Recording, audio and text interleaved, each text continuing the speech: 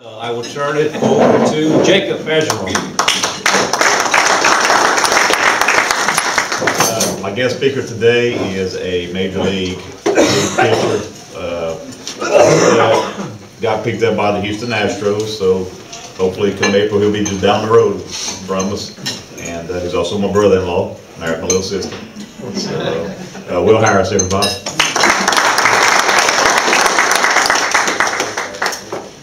Start by thanking y'all for having me. The lunch was great.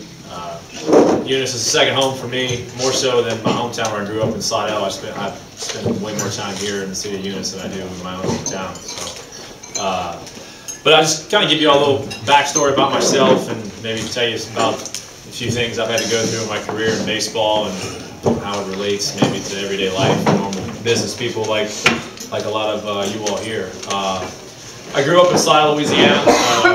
Too far away. Played baseball my whole life growing up. Fortunate enough to get a scholarship to go to LSU. Went to LSU in 2003. Everything was going well for me for the first couple of years of my career. You know, LSU is a great college town. It's a great school, and it can be tough. It can be great when you're doing well, and really tough when you're not doing so well, as we all know. You know, LSU is a great fan base for the positives, and also a great fan base for the negatives. And my junior year, man, it really my career took a dive. I didn't think I just couldn't hit anymore. You know, I just lost it somehow, some way. It happens to a lot of people. And I didn't know where I was going to go, what I was going to do after baseball was going to end after my senior year. And Coach Smoke Laval came up to me and said, "Hey, you know, might think about pitching you this next year. We lost a lot of guys, seniors." I said, "Hey, I'll do anything. You know, I just want to contribute some way that I can." Well, it ended up working out well for me. You know, my senior year, I didn't throw all that much, but threw well enough where I got drafted by the Rockies in 2006. And spent about 3 or 4 years in the minor leagues and hit another roadblock. You know, I had multiple arm surgeries on my throwing arm and sat out for about 2.5 years. Another reflective period of I didn't know what I was going to do, where I was going to go. I thought maybe my career was going to end.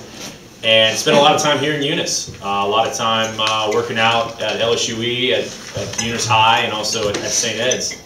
Got to meet a lot of the high school players there, and you know, and it's so raw, the high school level, the kids. You know, they haven't been exposed to the negatives of the sports world. You know, and it really rejuvenated me and made me realize what's, you know, the important stuff.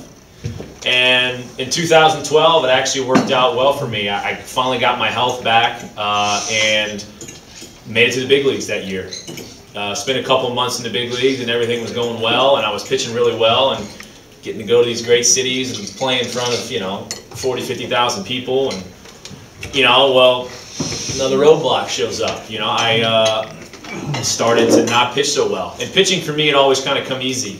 Hitting was the hard part. Pitching, I could do it. I never struggled with it. High school, college, all throughout the minor leagues, it always seemed to work out for me. Well, in 2012 in the big leagues, it's a bad place to run into a roadblock, you know? So it's not fun when you're giving up walk-off home runs and walk-off hits and you go home to your hotel room and you turn on ESPN and you're seeing these things over and over again. You get to relive it over and over and over again, you know? You're on the, you know, the top 10, but you're the guy giving up the big play, you know? And so it made me realize, you know, you hear as a kid, people tell you all the time, your coaches, you know, it's 90% physical and it's 10% physical and that kind of thing. And it is, but I'm going to explain why that's so true. The 10%, every day I wake up, I'm the same guy I was the day before. I'm not any better at baseball than I was yesterday. I may have a good day where in that 10%, and maybe I'm 10% better that day than what I was the day before. Maybe I'm 10% worse. Maybe I had a little bit too much to drink the night before or something, you know? But physically, I'm the same guy, okay? Mentally is that gap, that 90% that makes it up. Because if I'm losing my confidence or I'm losing all my positive thoughts when I go out there every day to do my job, that's where I can run into trouble. That's when you can really, you know, set yourself back. And in 2012, I did that. I let the mental side of the game completely take over my life, completely make me somebody I didn't want to be. I resented baseball, and honestly, and I've told a few people this because I can admit it now, I was scared. I was scared. sitting in the bullpen in a Major League Stadium and there's 50,000 people and they call me, the phone rings in the bullpen and I'm hoping it ain't me. You know, I'm like, please don't be me. You know, I just gave up a ton of runs yesterday and I just want a day off, you know? And it's sad to think that because I'm living a dream. I'm living every little kid's dream in the major leagues, and here I am, knees shaking in the bullpen, a grown man, I don't want to go in there. And it was a realization I had that offseason of like, look, man, if you want to play baseball, like, this is going to happen. You know, you're going to have to go out there and face these fears and these, you know, these whatever in your mind. And I realized that, you know, the best advice I ever got came from a teammate of mine with the Rockies. And he told me, he said, you know, I was going through these struggles. He was a veteran. He took me aside and he said, Will, he said, Major League Baseball, the game will never quit coming after you. And what he meant by that was that I play the Giants. The Giants won the World Series this year. I've pitched against the Giants 100 times. They're a really good ball club, okay? And their three best hitters are Pablo Sandoval, Buster Posey, and Hunter Pence. They all bat 3, 4, 5 in the lineup, okay? I've had a lot of success against those hitters. So I know when we play the Giants, those are the guys I'm going in to face. That's just the nature of the game, okay?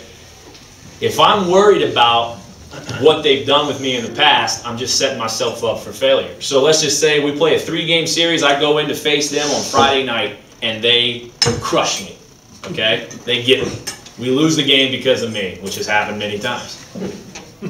On Saturday, when I wake up, my job hasn't changed at all. I've still got to go out there and face Pablo Sandoval, Buster Posey, and Hunter Pence. And what he meant to me by saying to me is that the game is always trying to catch up with you. And if you're worried about what happened yesterday, or you're worried, you look in the rearview mirror, you're not going to see what's in front of you. And it changed my life for the better. It changed my career for the better. And you know, it's made me a better person. And you try and relate, you know, business and life and that kind of stuff. And it's going to make me better in the future when I'm done with baseball to learn these lessons that I've learned.